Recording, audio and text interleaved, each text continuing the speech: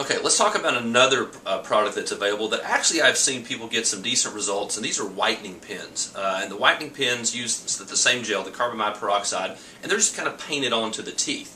Now, as we discussed, we need a gel, we need it on the teeth, we need it for sufficient time. The problem with the whitening pens are pretty obvious. You paint the gel on the teeth, and then probably if you talk or drink or do anything, within a few minutes the gel is wiped off.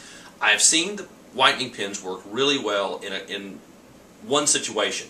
And it's mostly women, and I guess it could certainly be men, but there are some women that tend to put lipstick on all day long, and you kind of know who you are. They stop and they might apply their lipsticks 20 times a day. It's sort of a habit, kind of a beauty habit.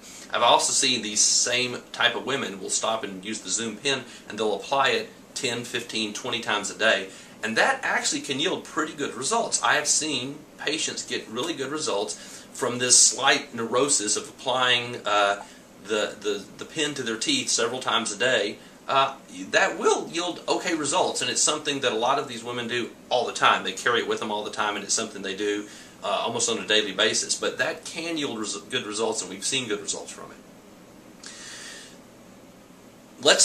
This brings us now to what I think is the best way of teeth whitening, without a doubt, and that is the old standby that Dr. Haywood discovered back in 1988, and that's tray bleaching. With tray bleaching, you have impressions made of your teeth, and you have custom fitting trays that fit accurately to your teeth, and it's really important they fit accurately.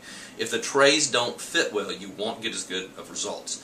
But with the custom trays that fit over your tooth, you use a whitening gel in the trays, and you wear it hopefully when you sleep. If it's possible to sleep wearing your trays, it's the best. And the reason why is when we sleep, our salivary flow decreases, our mouth dries, and so the tray is not washed out. So the gel will stay in contact with the teeth, and it'll stay inactive for about 4 hours. So anyone whitening their teeth overnight will tend to get a better result.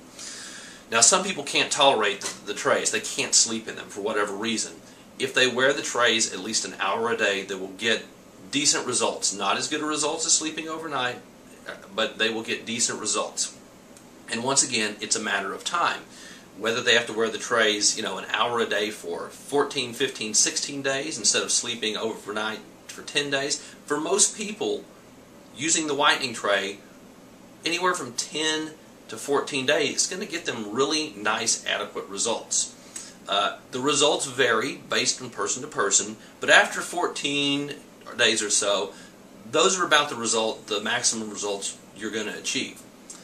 One analogy I always like to share with patients is whitening your teeth is almost like a reverse suntan. There's some people that go out in the sun and they get tan within a day or two. It's golden brown. It looks awesome. There's people like me that go out in the sun and we get, a little darker, but not much.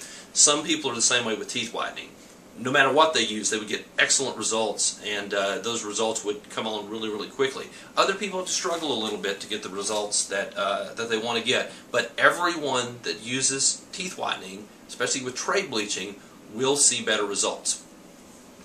I like tray whitening also because you can do touch-ups on your own. So after you've done the initial treatment of, say, 10 to 14 days, just about once or twice every month, doing one session will keep the teeth nice and bright. Teeth whitening has gotten to the point it's so part of our society. It's almost like deodorant.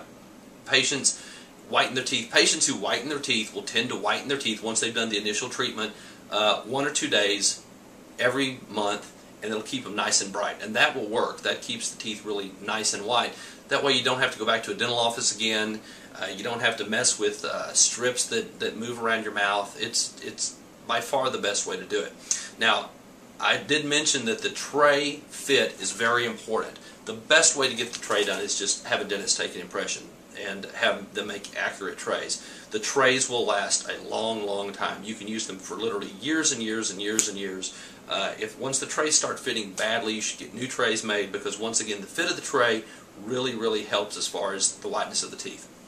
I'm going to mention just one more whitening technique, because I know a lot of you search the internet and you'll want to know the best. There's a method called deep bleaching that yields right now one of the best results. And the way deep bleaching works is deep bleaching is actually an in-office dental treatment, 14 days of a regular tray treatment, and another in-office treatment. And without getting too complicated about why this works well, it's important. The most important part of the process is the 14 days of the home treatment, like I just mentioned, because it really opens the pores of the teeth thoroughly, and then when the last in-office treatment is done, they can use a higher concentration gel under the supervision of a dentist, of course, and really get the last little bit of stain out. So if you're looking for a method that will have to be done in the dental office, of course, the deep bleaching method is one you might want to look at. It's expensive. It's usually over $1,000, but it's probably today the ultimate holy grail of whitening.